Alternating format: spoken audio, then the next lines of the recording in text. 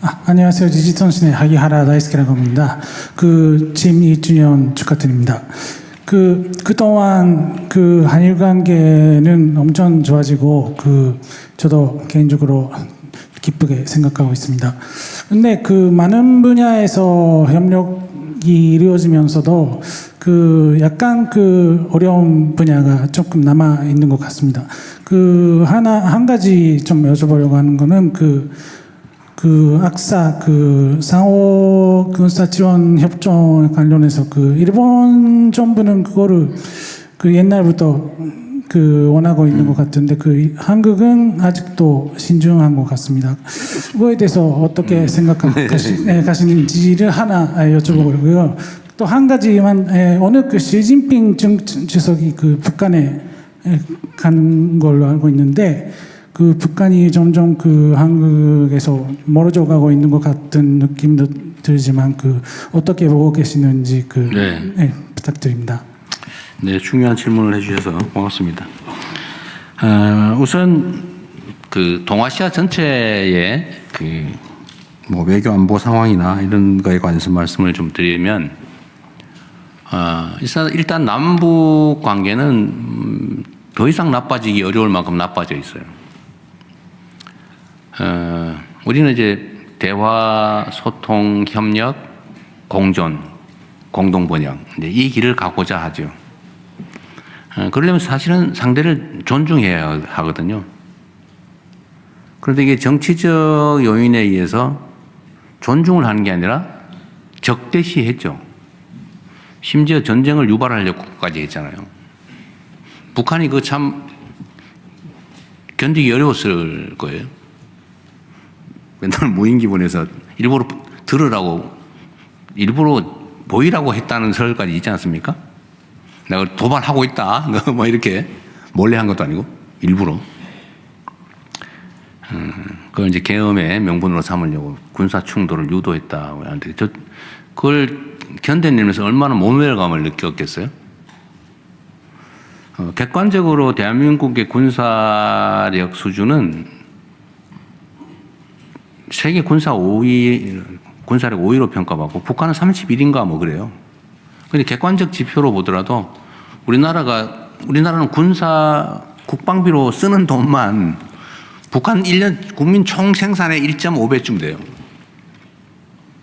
이 사실은 객관적인 전력은 경제력 차이잖아요. 국방력도 비교할 바가 아니고 그냥 핵무기에 자꾸 매달리겠죠.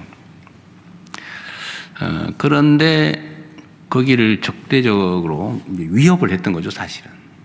우리가 압도적인 군사력을 가지고 있으니까. 이제 그게 쌓인 겁니다. 그래서 철천지 원수도 앞으로 나한테 말도 걸지 마. 말 걸면 죽일 거야. 지금 이래 된 거예요. 그리고 말 걸 가능성이 이렇게 담장을 쌓아버렸어요.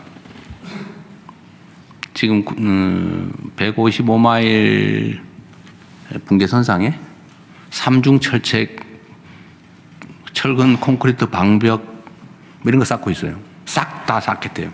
전 붕괴선에. 들여다보지도 말라 이거예요. 이렇게 됐어요.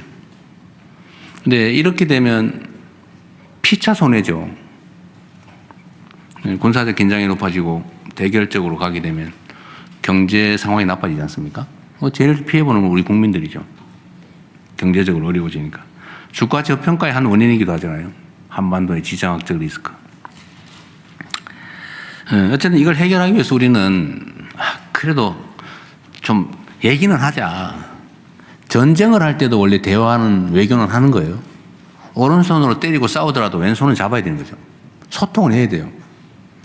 그래야 전쟁을 끝내기라도 할 것 아닙니까? 불필요한 희생을 피차 맞고 하다못해 포로 교환이라도 하려면 대화를 해야 될 거 아니에요. 근데 아예 다 닫았어요. 그거 어떻게 되겠어요? 그래서 우리는 그래도 끊임없이 관계 개선을 위해서 노력해야죠. 약간의 성과는 있어요. 오물 안 보내잖아요. 남쪽에다 대고 방송에서 괴롭히는 거 안 하잖아요. 강화도 주민들은 요새 방송 안 해서 좋다고는 하는데 참. 여하튼 그래서 조금씩 개선은 돼요. 그러나 그렇게 쉽지는 않습니다. 이게 시진핑 주석께서 한 말이 있죠. 뭐라더라? 석자 얼음이 하루 만에 다 녹겠냐? 녹이긴 하더라도 시간이 걸릴 거다. 한중 관계도 그렇게 얘기를 했는데 남북 관계도 그 비슷하지 않을까 싶습니다. 그렇다고 포기할 수는 없어요. 끊임없이. 왜냐하면 우리한테 손해니까요. 그리고 역사의 눈으로 보면 80년, 70년 길지 않습니다. 역사적으로 보면 300년 만에 다시 뭐 합치는 경우도 많고요. 대한민국이 이렇게 분단돼서 대결하고 하는 것도 길게 보면 그렇게 뭐 오래되고 심각한 거 아닙니다. 우리 헌법이 정한 바의 길을 가야죠. 평화적인 통일의 그 지향을 포기할 수는 없습니다. 그렇다고 해서 현재 상태 통일 얘기하면 더 관계 나빠지니까 일단은 평화 공존하는 것으로 소통하고 대화하고 존중하고 함께 공존하는 걸로 가야 되지 않을까 싶어요.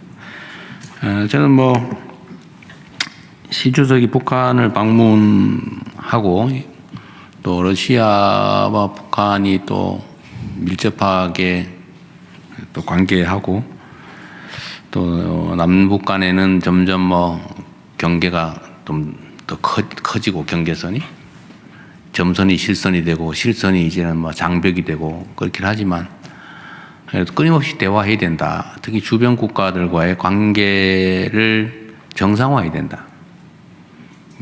우리가 한미동맹을 존중하고 또 중요하게 미래지향적으로 발전시켜 가야 되는 건 분명하지만 그것만이 전부는 또 아니죠. 중국과의 관계도 그리고 인접해 있는 국가로서 서로 존중하고 또 필요한 소통을 해야 되겠습니다. 또 관리해야 되고요. 러시아도 마찬가지고.